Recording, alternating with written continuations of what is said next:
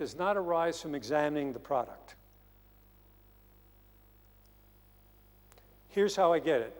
Ask yourself this question. It's a little bit long, so I'll go over it a couple times, but it's critical. If I had unlimited, and these are the missing words, unlimited godlike powers, and could grant my prospect the biggest benefit I can imagine, what would that be?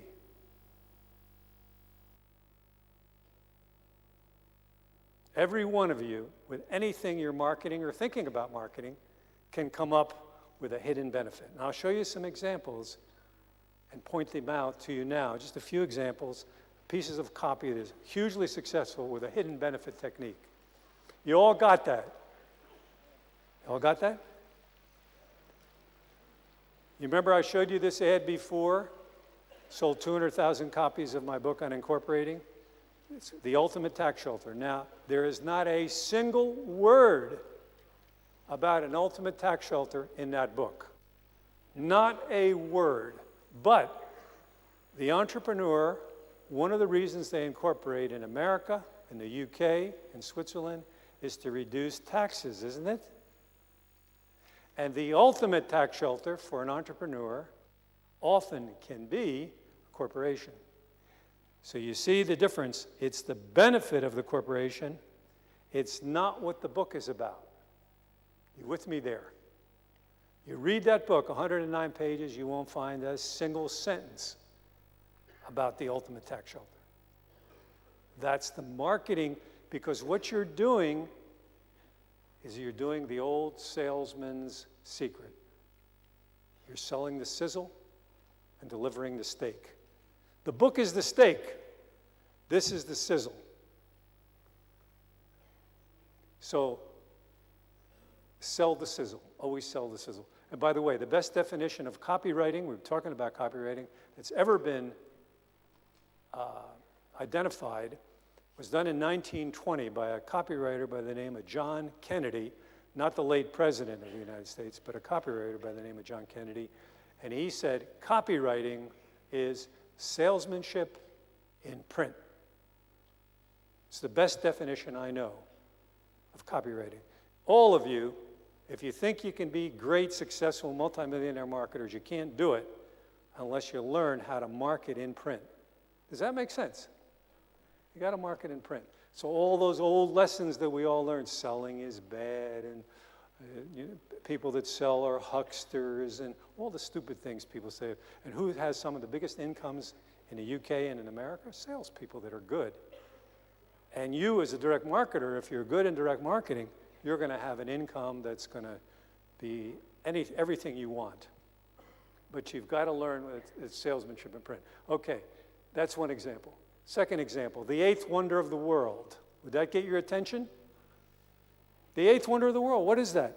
Well, that is something I identified as the Baron Rothschild a long time ago said that the eighth wonder of the world is, does anybody know what it is?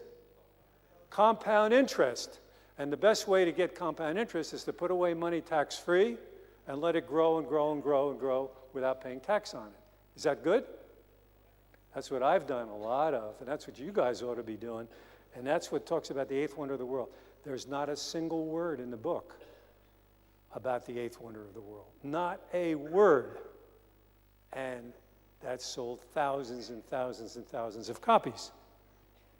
Another example.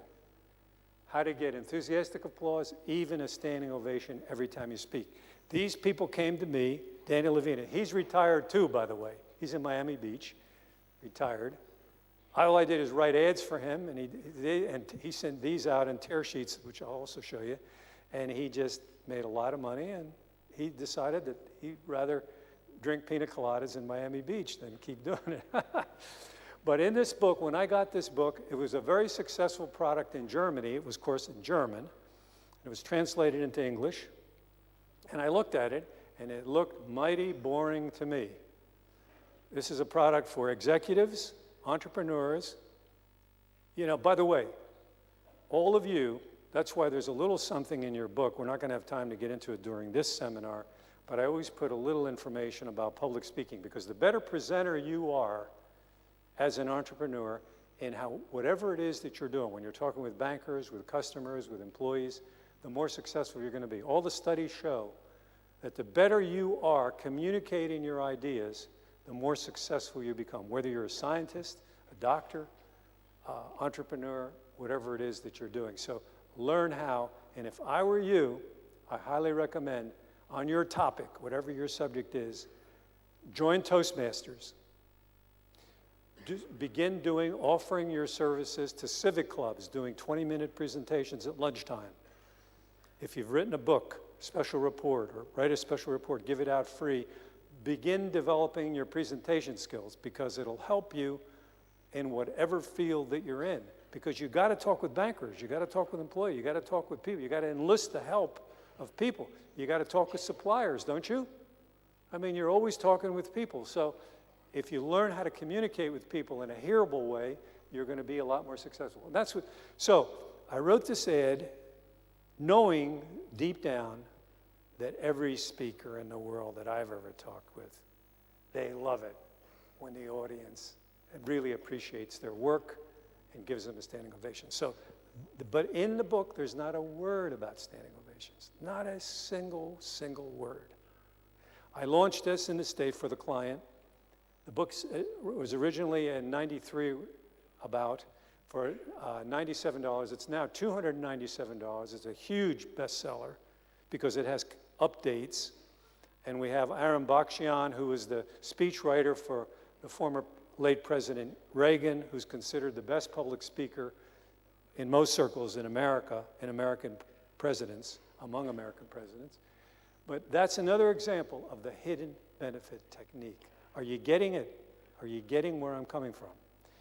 Think of your product from the standpoint, put your marketer's hat on. You got to put your marketer's hat on. And think of it from your customer's standpoint. What would they love to get from your product? If you don't know, ask your customers. What would you like most, or ask potential, what would you like to get most from the products I offer you? Ask them. And surprisingly, they will tell you. They'll be happy to tell you. And very often you can get good ideas that way, just simply by asking. Okay. The use of a photograph in an ad often improves results. The use of a photograph. Look at this photograph. I don't know, it doesn't come across in a big room like this, but this ad has people standing, giving a standing ovation. I personally found this ad in a book of, what do they call it, stock photographs. You buy books of stock photographs, and you can rent the photograph. And I got it in, the ad was so successful, the client loved it so much that he bought the rights to the photograph for a few $1,000s. Been running it, made millions. It was nothing, but he loved it so much. But to see a photograph like that is harder to stage because that's actually a group of people giving a standing ovation. In other words, it's a live photograph. Now, okay.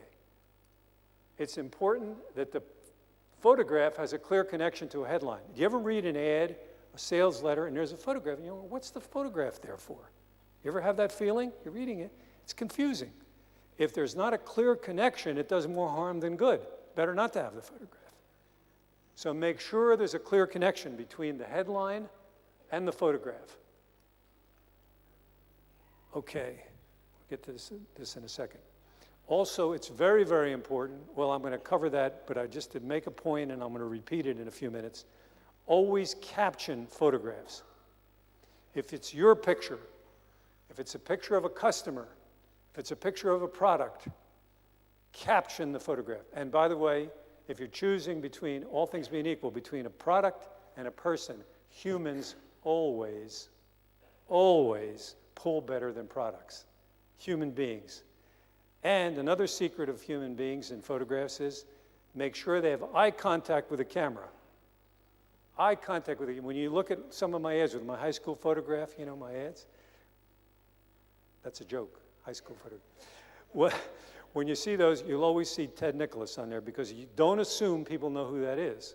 Even though the ad has a byline, Ted Nicholas, make sure you have, if it's you or your subject or your model, you have the name of the person with the reason for the photo. Always caption it. Now you'll notice that in this ad, the caption is, wouldn't you like to get this type of reception from your next audience? Make your next presentation a smashing success with American Speaker. See, there's the caption there. Okay, a good headline motivates action by stirring an emotion. We're all in agreement. We buy things emotionally, don't we? It's got to stir an emotion. Emotion is the missing word. Use verbs which are colorful, vital, and strong. I gave you a lot of them. Love, hate, powerful words.